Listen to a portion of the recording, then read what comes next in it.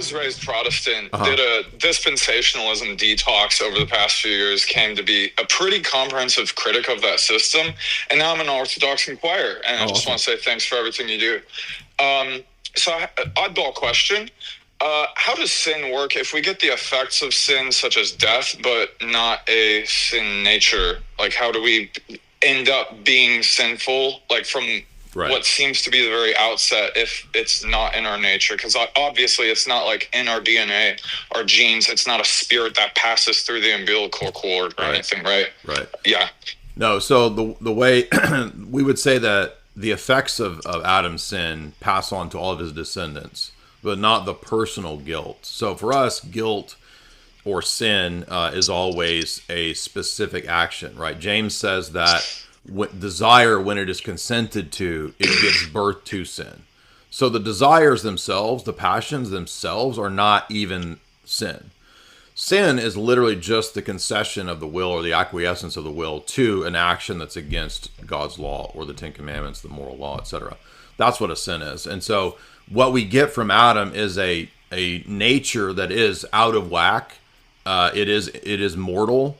It is liable to fluctuation and failing and deviation, but it's not itself evil. There's no such thing as an evil nature, because everything that has nature or has being or has existence is something that God created, right? And when God created, he said it is good. So there could never be such a thing as an evil nature or an evil essence or evil being.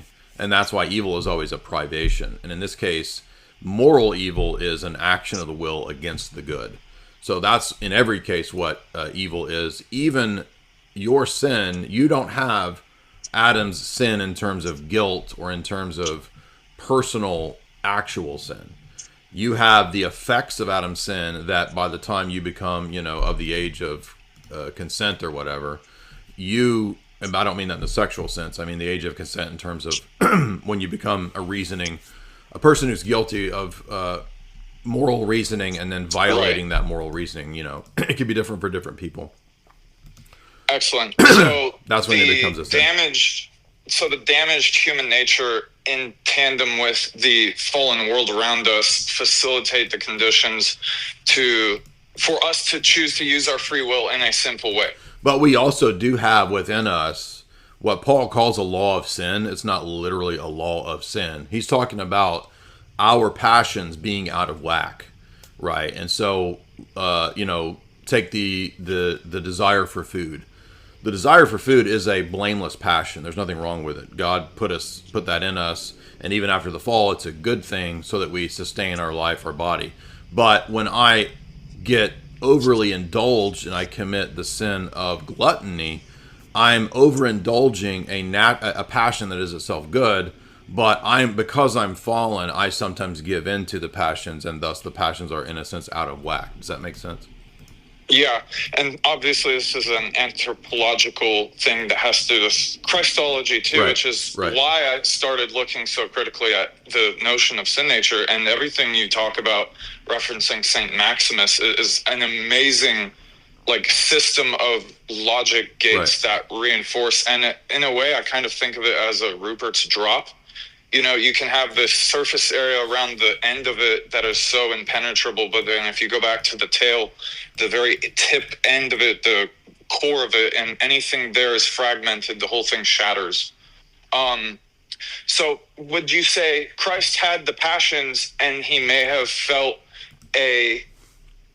would he have experienced the inward, No, this is actually a great question. In fact, I'm glad you brought this up because it's Ad Thalassium. I think it's either 23 or 25. But if you have the little blue St. Vladimir Seminary book of Maximus, there's a really important section in there on this question. And we believe that Jesus did not have the blameful passions.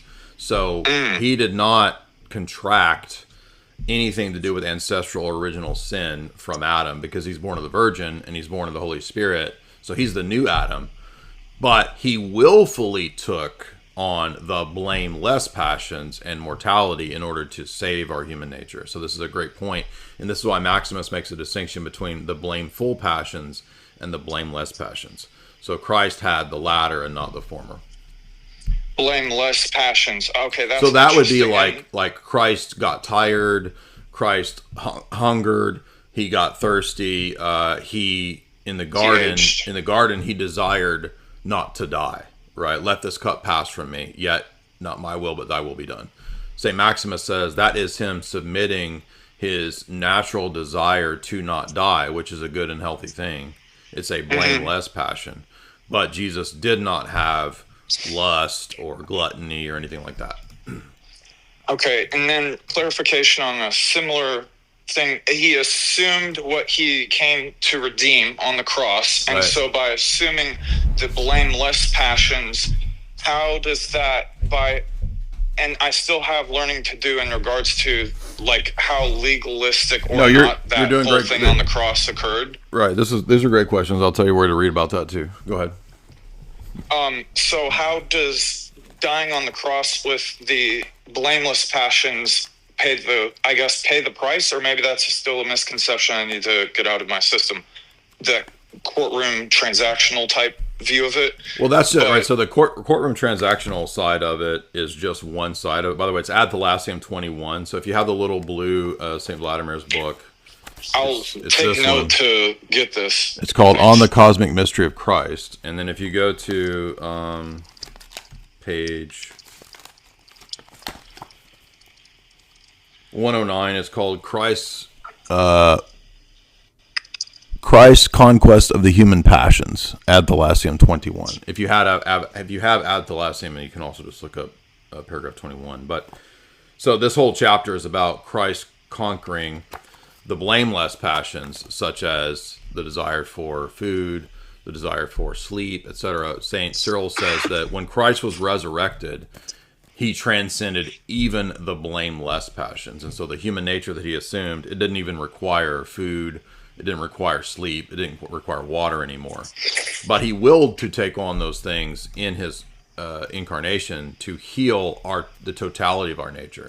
So by partaking in his deified human nature, his perfected and healed human nature, it becomes the medicine for our fallen human nature. And that's in turn what deifies us.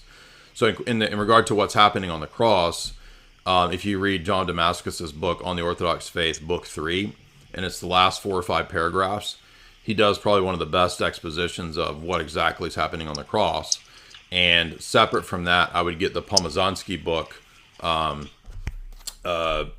Orthodox Dogmatic Theology.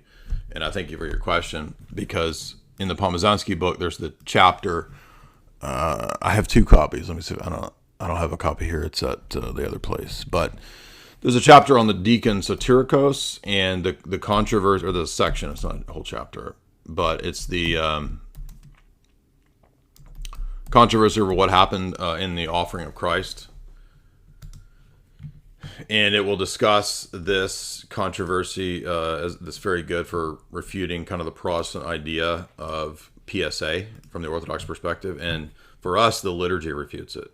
Not just the liturgy. The liturgy reflects what's in the scriptures, but it deals with the question of what's being offered in the Eucharistic offering. Is the offering of the person of the Son to the Father, which would be kind of an Anselmian position, an Anselm's atonement theory?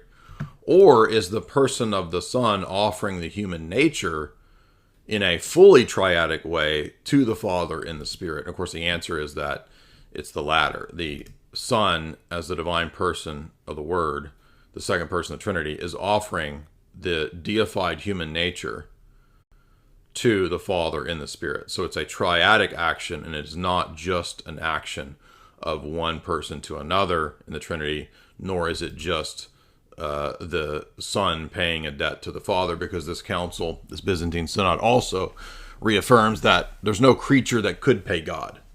God owns the cattle on 1,000 hills. How could a created thing pay off God?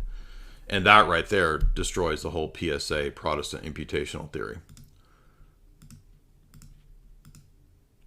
The infinite God can't be paid off by a human nature. So it is an action of love when the Son offers his humanity to the Father in the Spirit.